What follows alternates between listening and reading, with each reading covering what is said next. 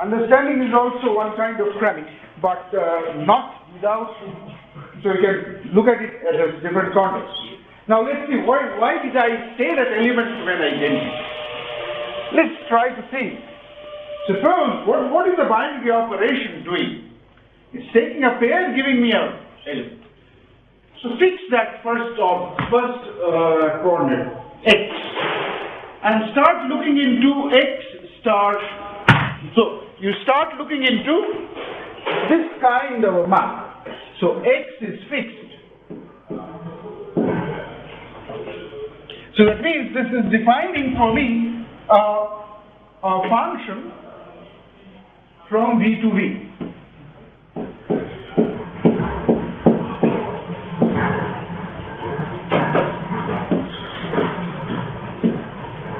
Right?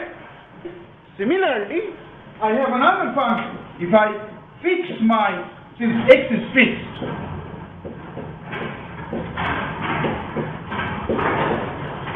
okay? So you see, there are two functions. What I am trying to see, is there an element which gives me back, which doesn't change? So y is changed to x operated by y on the first one, and the second one y operated by x, from front or behind, right? From two sides. From the left, whether x is operated on y from left or operated on y from the right, right? So y is getting changed. You can think of this as if it's a kind of a translation that I'm doing, right? Now, what is an identity doing?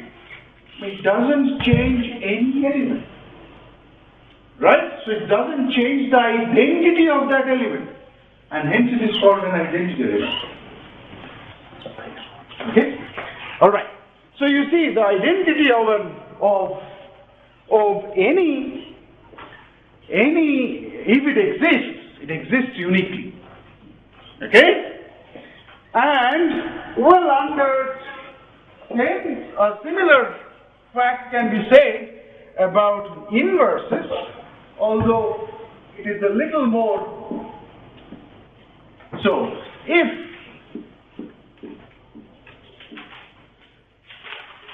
a binary operator, if an element y has an inverse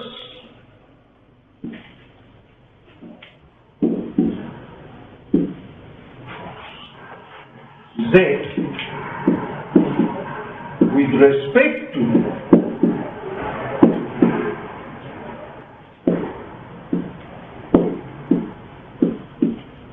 the binary operation,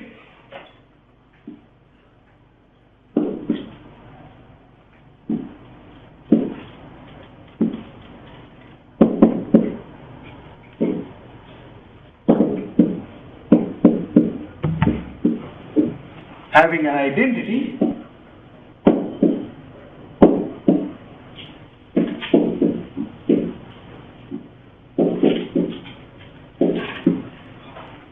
then with respect to 1 minute.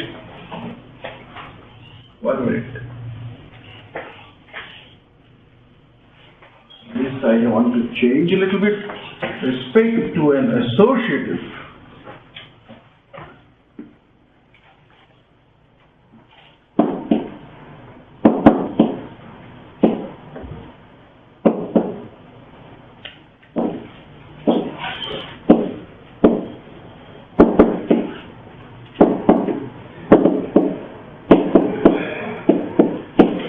having an identity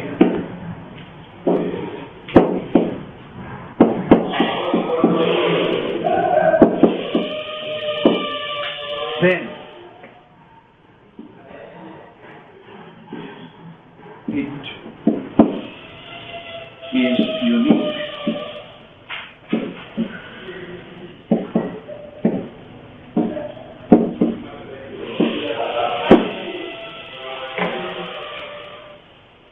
Okay, so this extra condition comes in Remember, when we were speaking about an inverse, we need an identity.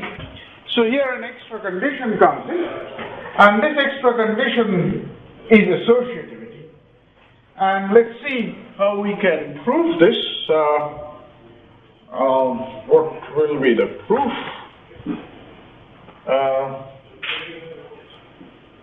So the proof is again very simple. So I didn't take, so let E be the identity.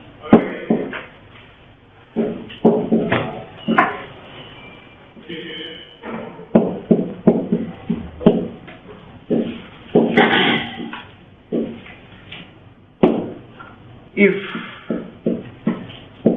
Z prime be also an inverse,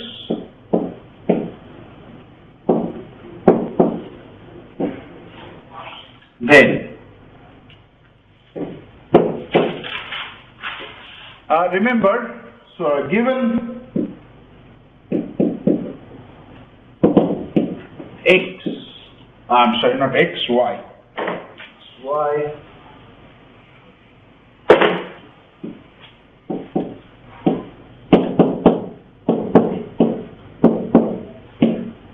okay. So if Z prime is also an identity, let's see. I can write Z prime as this. Yeah? But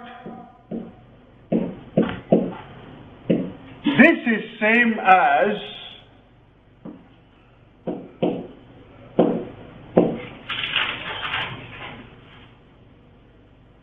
yeah? But then I'm using associativity to say that this is happening.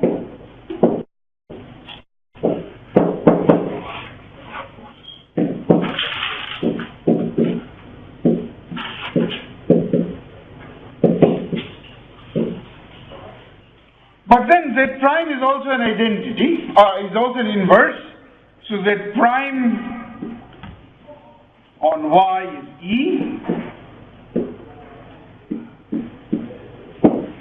So that's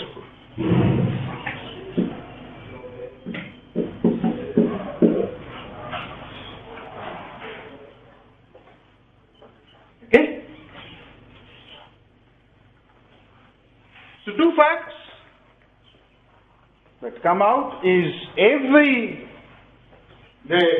a binary operation has an identity, it is unique, and sorry, sir. If further, 1 minute. If further, yes, 1 minute. I'll come back. Okay. If further the operation is associative, then every element which has an inverse does so uniquely. Okay? So we will often speak about the identity of a binary operation, if it exists, okay? And the inverse of an element, if it exists. Okay? The as opposed to A or and. Okay? Yes, please say. Come in. PTA. No, that's fine. That's fine. I think I got it because I was asking about Y. So I see you've already, we were given that Y is a, so there on top we're given that Y is a, it's basically a, anyway, I get it because, sorry? Okay. Okay, it has Z as an inverse. Okay. Yeah. Okay. All right. So, now let's come back.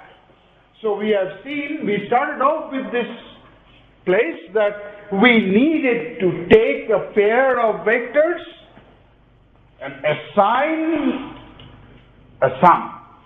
Okay? So that's where, so V is a set. Let's vanish.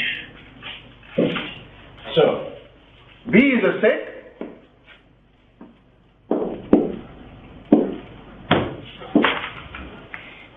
and we have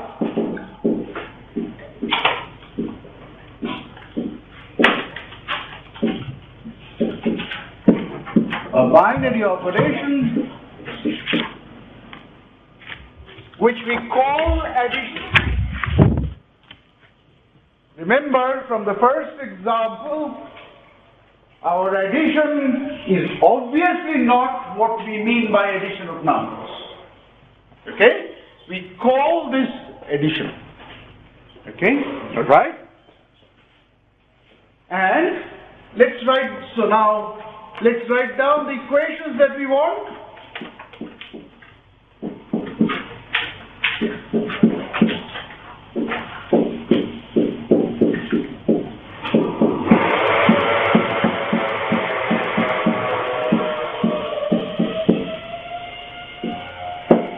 We need a special zero, right?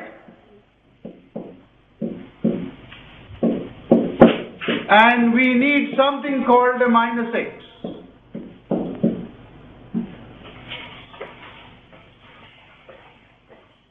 So, what do we need? We need a binary operation which is commutative, associative, has an identity, and has an inverse for every element. Right? So we need is a binary operation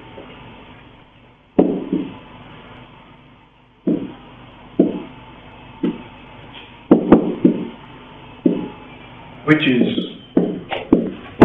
commutative,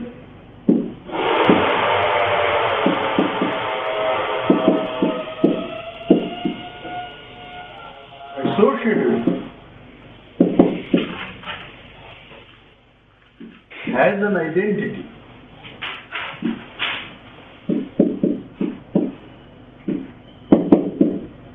which we denote by the symbol 0. Okay? That 0 could be very, very different from our usual addition of numbers. It's not the number 0. Okay? Remember, the 0 force is no number at all. Okay? Is an identity, has an identity, and every element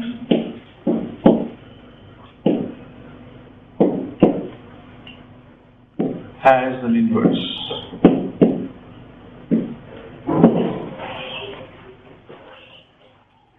So that's the first component. Those are the 4 actions. So we need a binary operation which is commutative, associative, has an identity, and every element has an inverse. That's it. Now, what's about the second one? The second list of 4 actions was about that strange multiplication. Okay? So, what is it? You are defining a function. Again.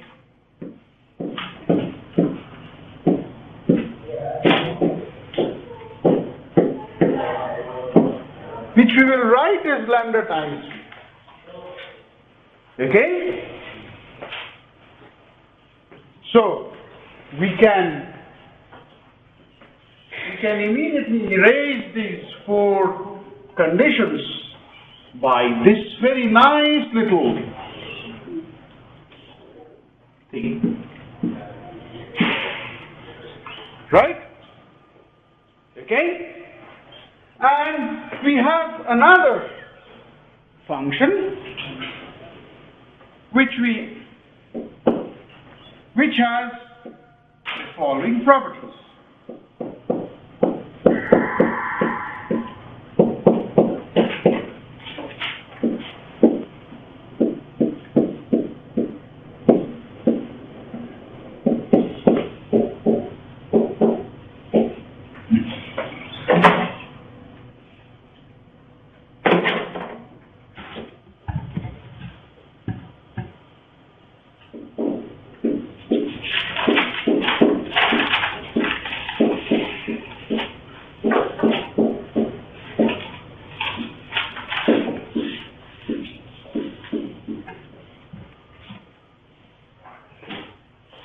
Okay? Alright. Now for names, we call the elements of that vector V, elements of that set V to be vectors. It's a name. Okay? We call this nice binary operation of addition as vector addition or addition of vectors. We call this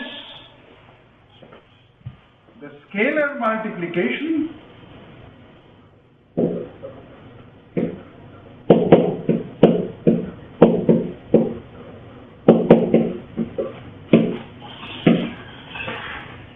And we demand that the scalar multiplication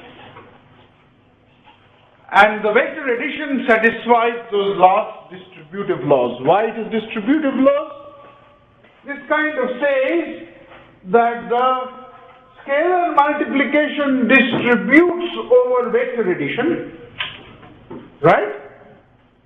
This kind of says that the scalar multiplication distributes over the scalar addition, right? Okay? This kind of says that the scalar multiplication distributes over the multiplication of scalars, right? It's the same thing, the only difference is this is replaced by multiplication, right?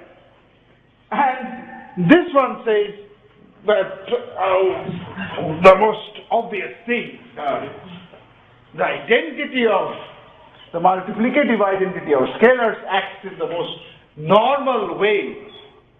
Okay? So it's some kind of distributive property. So this is a vector space. So vector space comes up with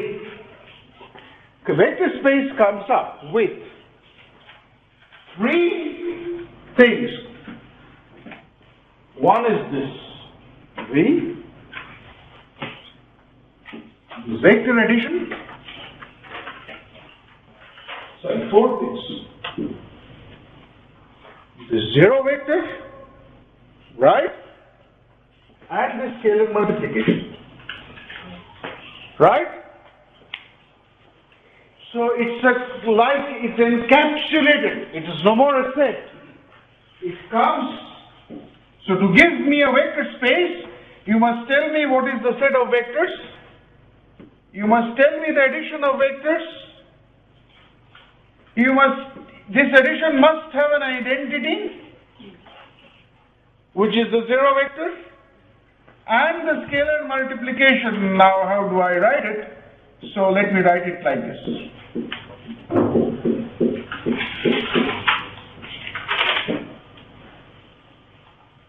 Right? So you have to give me these four information. The vector addition must be commutative associative, telling me this zero, which is an identity, and it must have an inverse. Every element must have an inverse. The commutative and the associative part tells me that the inverse is unique. The identity is unique.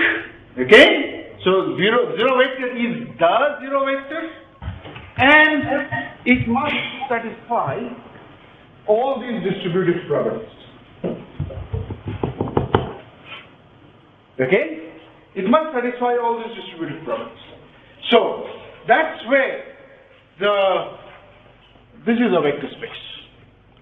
Okay? Now, okay, I still have 15-20 minutes. Let's look into some more examples. Okay. Now, we started off with forces. So your V is the set of all forces acting on a particle. Addition is taking the resultant. Lambda times 0 into 0 force. Lambda times is the multiplied magnitude and so on. And that's a vector. Solutions of a linear system of equations. V is the set of solutions. Addition is defined. Okay? And so on. Let's now have a look into some others.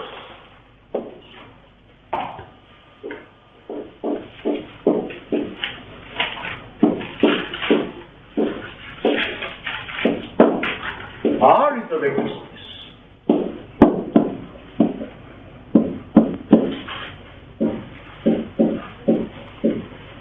With its addition as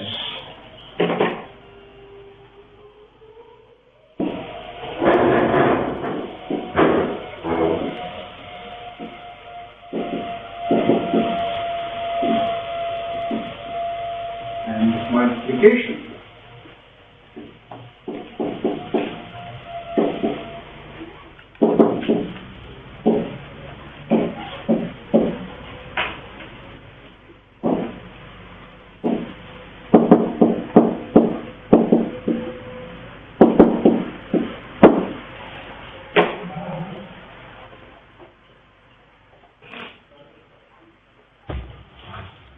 Okay. Right, zero vector is the usual zero, and the distributive properties of that scalar multiplication is nothing else but the usual laws of multiplication. Okay? Sorry. Okay? So now, if V and W are vector spaces,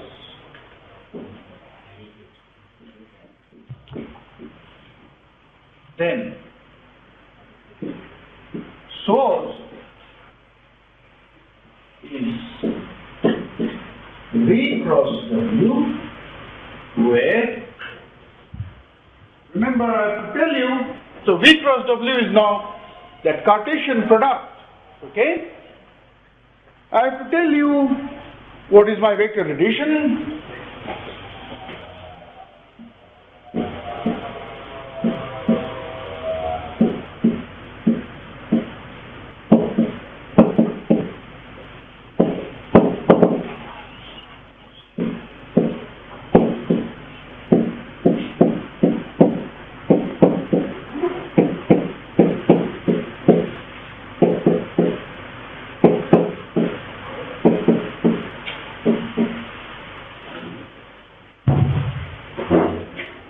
Scalar multiplication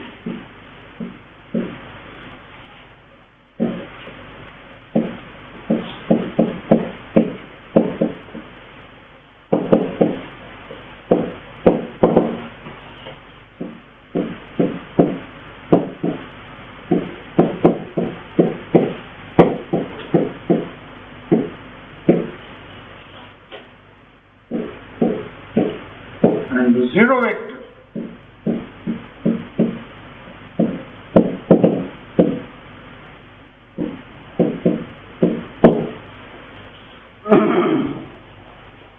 now, let's understand this first. So this is my definition, this plus. There are three pluses over here, 1, 2 and 3. Okay? This plus is the definition that I am giving. Okay? This plus is defined. Okay? Now, how do I define the addition? Remember, I have given you a set. I have to define the binary operation. Right? On V cross. So I have to take pairs of elements from V cross W and say what is that binary operation doing. So that's what I am saying. I have taken one pair and another pair and saying what is that vector addition. Right? So how do I define it?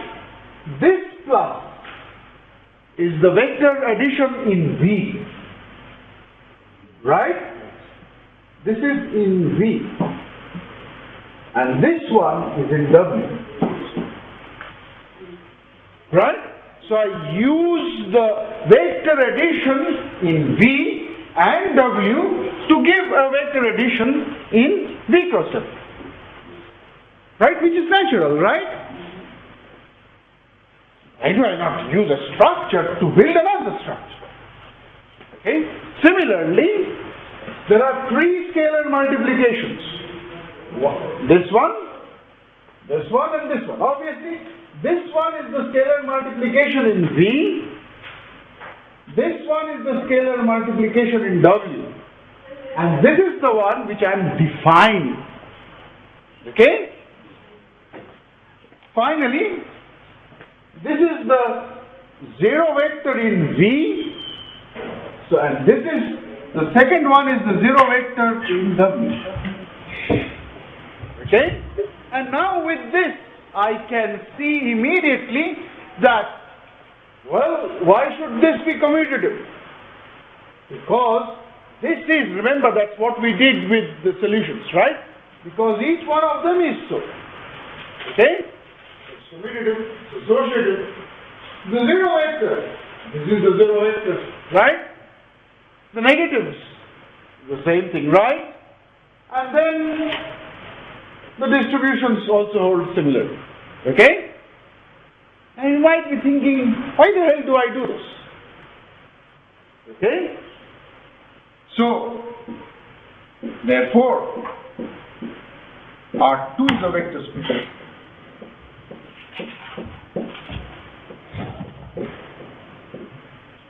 Because R is a vector space, we have done in one. R2 is R cross R. And I know how to define my pairs and add them now, do component wise. Yes? If R2 is, then R2 times R is, so R3 is a vector space. And so on, each Rn is a vector space. With operations done component wise. So you see, it is a theorems are not bad once you keep an eye on what you have to prove. Okay? The flight of an eagle is good. It becomes a speck, a little point in the sky. Right? But it doesn't lose its eye on the prey and the ground. You can swoop down at any point, pick it up, and then go up. Okay? So, this, you might think this is abstract. Abstraction is good. It relieves us of all the necessary shackles that we have. Okay? Keeping an eye on the structure. So you see how this statement immediately tells us why R2, R3, Rn are all vectors. Okay? Now let's have another example.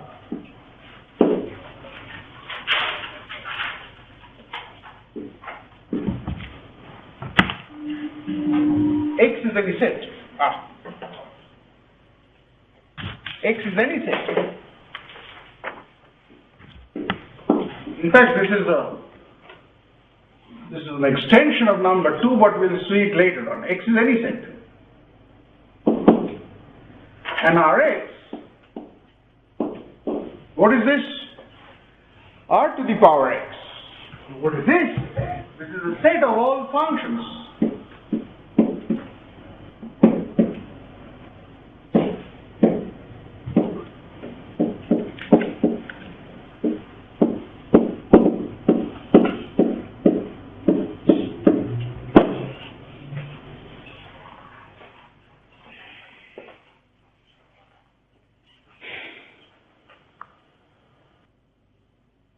So all functions that can be, whose domain is x, and codomain is R.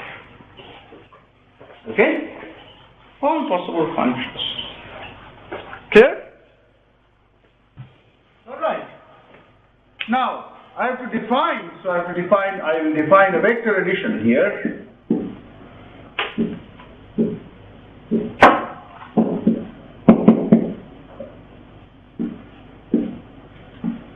I define a scalar multiplication here.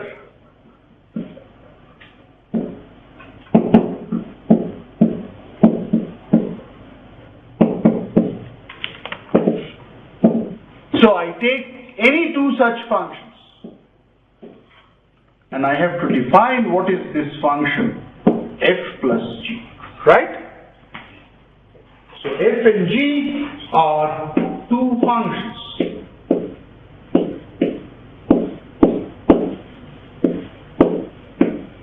Whose domain is x and the codomain is r. Okay? I have to define a third function whose domain is x and codomain is r. As I said, there is one and only one principle in mathematics. Do the simplest. So, can you tell me, where should I take this x? Remember, f takes an x, gives me fx, which is a real number. G takes the same x, gives me another real number called gx. So if I have to define f plus g, where should that x go?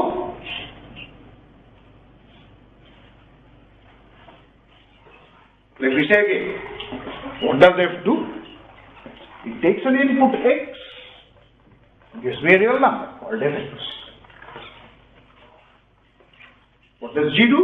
Takes that real number again, gives me another output, gx. Now I want to define f plus g. Okay? What do I do? If I give f plus g that input x, where should it go? Good. That's the most natural thing to think. So I have already fx in my hand, I have gx in my hand. Why do I not put it to be fx plus gx? It's the most natural thing. Let me try it. Okay? Let's see. If we fail, we'll think. Alright? Now let's see. Suppose if this is the addition. Are we right? Yes, we are. This is obviously commutative. Why? Then, under this addition, you have given me two functions. One was f plus g, and the other is g plus f. Right? There are two functions. They have the same domain x, they have the same codomain r, and when can two functions be equal? If their domains agree, codomains agree, and their rules agree. So, already two things are done. Domain and codomain agree, so I have to look at what the rule says. So, what is the rule? Let me look into f plus g of x. Well, that's by my definition, fx plus gx. And these are real numbers, so they commute. So this is equal to gx plus fx. But hang on, this is actually the definition of g plus f at x. So the rules agree.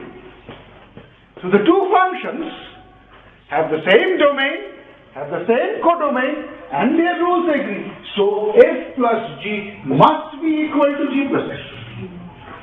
So this addition that I am defining is commutative. By the same token, it is associative. Okay? See now let's see. What will be the zero function? What will be the zero vector? That is, what will be the zero in respect to this? So every x taken to 0. Okay? So this is immediately commutative.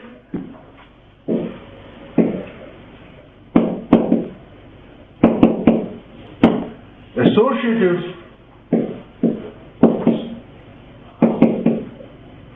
And the zero function is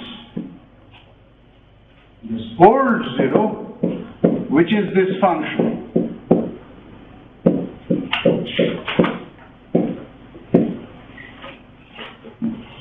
Zero being zero function, it's called the zero function. is the identity. And what would be the negative, therefore?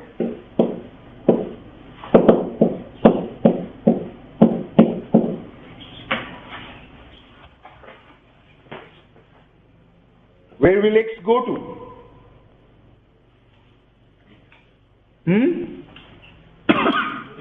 Only one choice. At every x, minus f of x must be something such that added to fx it must be 0. But remember, fx is a real number. So, minus of fx must take this to minus. Right? So that's the story. Right? And what is the scalar?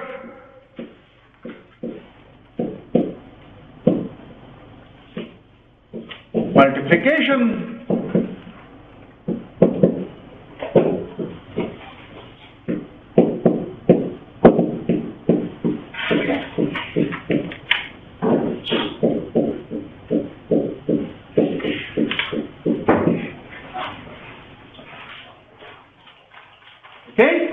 And then, so you know already with this addition, it is commutative, associative, has an identity, and every element has an inverse, and it's now again simple to check the distributive laws, because it holds for each point. Okay? So it's a vector space. Alright? So the set of all functions, coming from any arbitrary set, but taking real values, is a vector space. And you see, because of the fact that R itself is a vector space, we have this result, right? So we can replace over here, so that's my observation, you can replace, this changes, something has to be done. Replace R by any vector space.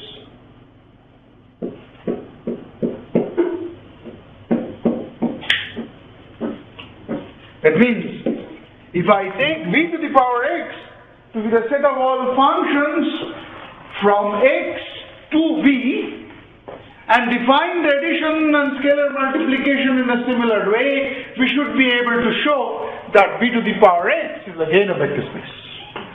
Okay? Alright, let's have our two more examples and then we'll stop for a 10-minute break.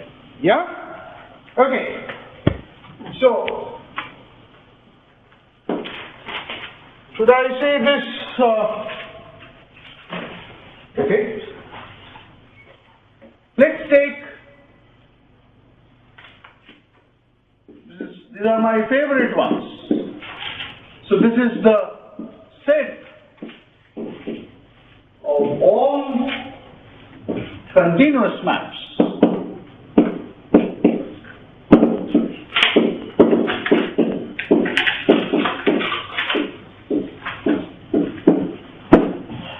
So real valued continuous maps defined on the closed and bounded interval 0. Okay? And I'm saying this is a vector space. Why? Let's see.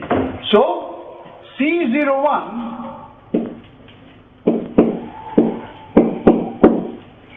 as I have told you, is a collection of some real valued functions with domain being 0, 1.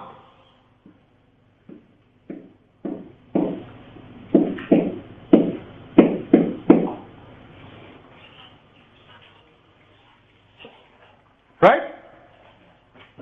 And I know with addition of functions as we have defined, we actually define addition of continuous functions actually in that way, right? F plus g is pointwise, right?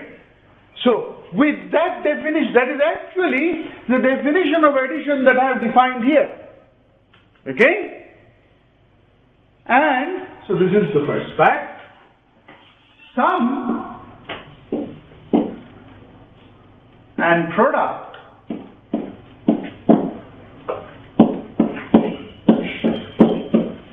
of continuous functions is continuous. Well, this is one of the first things that we do in calculus, right? If x is continuous, g is continuous, f plus g is continuous, lambda times f is continuous, right?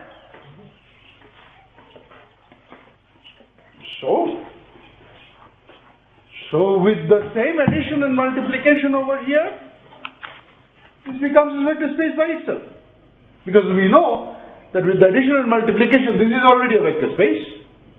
And sum and product is already inside. So if I take two continuous functions, f plus g is still continuous, is there. Lambda times f is already there. Now I have to check f plus g is equal to g plus f.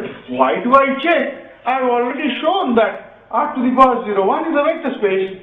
We are doing that same addition, and that addition is already commutative over there in the bigger space. Right? So you see, this is another way. You take something, if you can put it inside, a already well-known vector space. Okay? What do I mean by putting it inside? The vectors make a subset. The vector addition is actually an addition of the bigger space. The scalar multiplication is also the scalar multiplication of the bigger space. Right? Then you know. You don't have to. And you want to see that the sum and the product, they must be there in that smaller subset, right? So this is a vector space. Okay.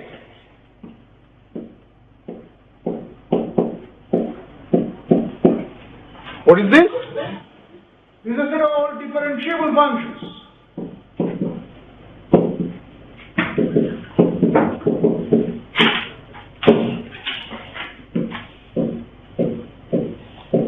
What is this?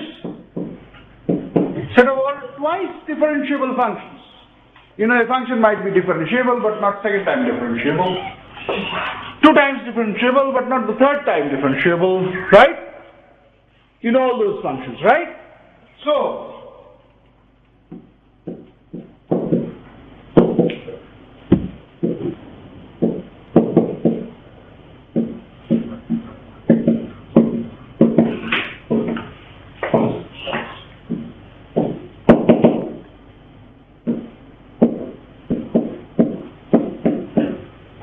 you know now what I mean by this? Exactly n times differentiable.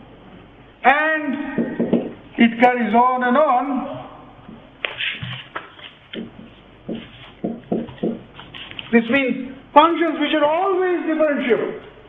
All its derivatives, we say it is continuously differentiable function. All its derivatives are differentiable, right? See, it's such a big, so many vector spaces embedded inside. Okay? What is this? Well, this is the set of all polynomial functions. So polynomial functions, they are very special ones. They look like this.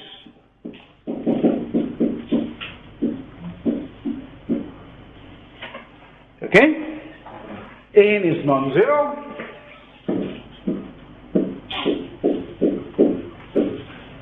This n is said to be the degree of the polynomial. A0, A1, they are coefficients and so on. Obviously, this is a differentiable function. Right? Okay? Then,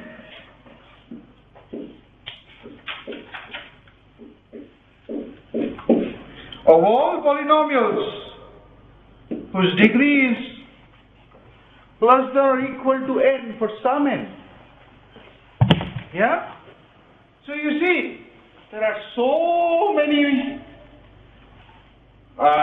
very familiar. So this is polynomials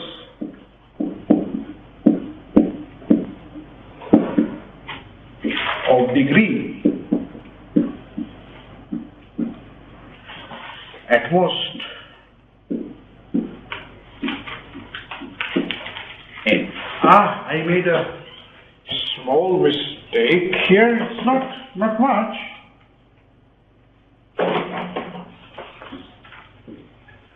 Not much. You can have, but this one I meant a little more. This all of this chain goes up to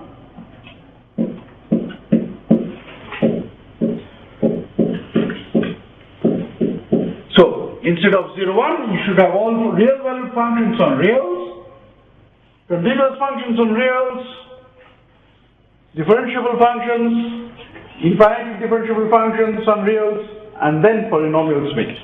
Okay? It's not this chain, this now stops. There is not, I shouldn't say it stops, but this one is another chain. Okay? So you see there are so many. Alright? Getting on from this, so the idea, what is the basic idea of this? You're trying to show that this set is a vector space. What do you do? Well, you take a bigger set. Take something bigger, which you know is already a vector space. Okay? And try to see that the addition over here is actually the addition in W.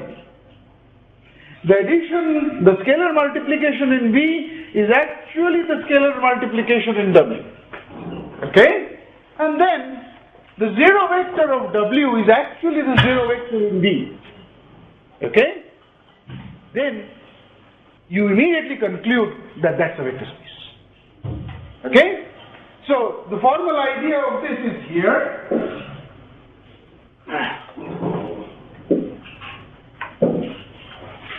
So the formal idea is this. If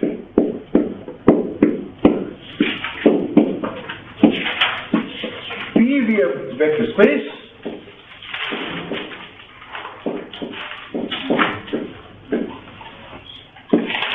zero belongs to P. This is the zero of V, right? And for and so now I'm going to write a sentence. If you take any P and Q in P and take any lambda from R, then P plus Q and lambda P both belongs to R. Okay? Then